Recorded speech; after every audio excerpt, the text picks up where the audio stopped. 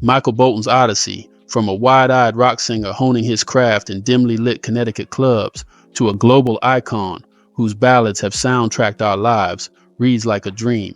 But behind the powerhouse vocals and sold-out arenas lies a battle more harrowing than any chart competition. At 72, he is fighting for his life against glioblastoma, a form of cancer.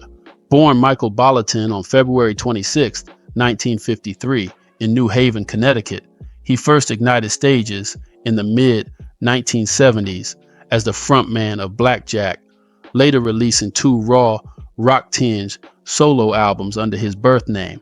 His transformation truly began only after he shed Bolton for Bolton and embraced soul-stirring ballads, a metamorphosis that would etch his voice into the fabric of a generation's soundtrack. Your real name is not Bolton. No, it's not. It's Bolton. Yes, and you pronounce it. Is that how you pronounce it? You're one of the few people who pronounce it I can't imagine why you would want to change it. Because I couldn't put a phone call through without having to tell an operator 10 times the proper way to pronounce it. It was like, I was losing quarter days of my life putting phone calls. Bolton? No, Bolton. Bolton. Can you spell it, please? I mean, I went through this like sitcom. In June 1989, Soul Provider exploded onto the scene. The album stormed the Billboard 200 chart for nearly 4 years, peaking at number 3, earning 6 times platinum status in the US and selling over 12.5 million copies worldwide. Its 5 top 40 singles, led by the gut-wrenching How Am I Supposed to Live Without You, revealed a vulnerability so raw, so achingly sincere, it felt as though Bolton was singing each note directly into your heart. This success brought immense recognition. Bolton earned 2 Grammy Awards, Best Male Pop Vocal Performance 1990. And the Grammy goes to... Yes. How am I supposed to live without you, Michael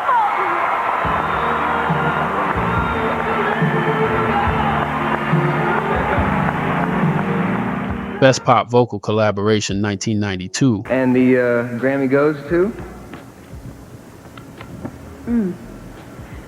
When a Man Loves a Woman, Michael Bolton. Wow. Thanks so much. Thanks for everybody who voted for me. It means a lot to me. And 6 American Music Awards. Accolades few could rival during his peak. While critics might have dismissed his lush arrangements as overly saccharine, fans roared their approval in sold-out stadiums. His rendition of When a Man Loves a Woman became an anthem in 1991, and Said I Loved You, But I Lied only deepened his legend. When you sell millions of records, win Grammy Awards, and become a household name, the spotlight doesn't just highlight your talent, it exposes every step you take. In the early 1990s, while riding the wave of his chart-topping success, he was hit with a lawsuit that would become one of the most infamous copyright cases in music history.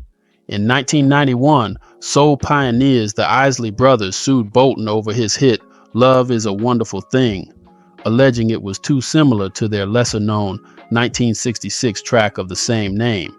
Though the Isley version had largely flown under the radar, a Los Angeles jury didn't buy Bolton's defense. In 1994, the court ruled that he, his co-writer Andrew Goldmark, and Sony Music had infringed on the Isley Brothers' work, awarding a jaw-dropping $5.4 million in damages, the largest payout of its kind at the time. Bolton insisted he had never heard the original song, and the case sparked heated debates over originality and inspiration in songwriting. And everything is really moving, really like very, very large scale success happening. So I'm waking, writing, producing, and then traveling the world promoting. And I was coming from a show in Boston, and we got copied from an attorney that there was a claim being made that Love Is a Wonderful Thing had infringed a song that was written by the Isley Brothers in the 60s. And I would have been 13, and my co-writer would have been 15. And we supposedly had heard that song and subconsciously put it away in our minds, gotten together 20-something years later, and almost 30 years later, and spilled it out in a writing session. So we both said, how would we have possibly heard the song? And as we did our research, we found about 152 songs called Love is a Wonderful Thing that were registered for copyrights. So we said, how, again, would we have heard this? And we found that the song was released as a single. It was never on an album because they had changed record labels. They had just left the last label. And so the song didn't make it onto their next album, but it went to about 120 something on the Billboard Top 200, never broke into the Billboard Top 100. So we brought the guy in who invented the Billboard system, Billboard charts.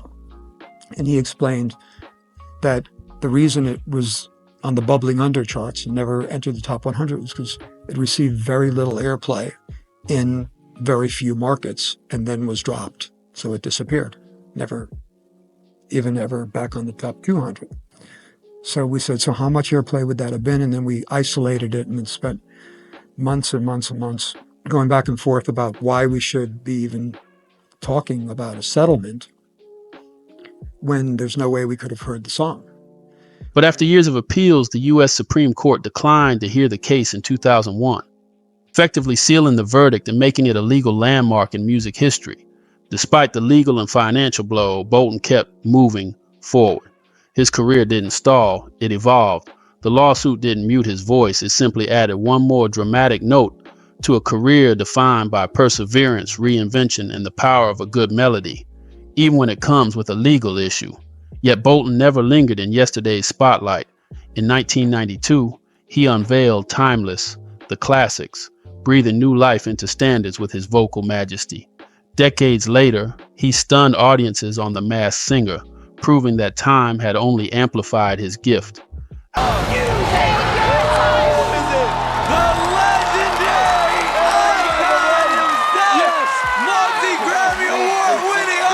Michael Bolton! However, a serious health challenge emerged in December 2023. After faltering mid-sentence and stumbling during a family game night, his concerned daughters demanded answers.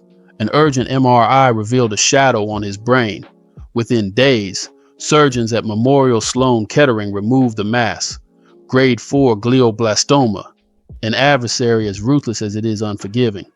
Today, Bolton's progress is measured in 2-month scans. His April 2025 MRI returned a miracle, no sign of regrowth. Still, every sunrise demands courage. He greets each morning with meditation, gentle golf swings, and voice exercises, rituals where hope and harmony intertwine. Giving in is not an option, he declared in April. This is a duel, and I intend to win. Michael Bolton's saga is not a farewell aria. It is an ever-unfolding symphony of reinvention, resilience, and raw human spirit. At 72, he stands undefeated, proof that creativity can defy chronology, and that the fiercest battles often yield the most transcendent triumphs. I hope you all enjoyed the video. Until the next time, subscribe to the channel, like the videos. I have many videos in the log. Go check them out, and I'll see you in the next one. Peace.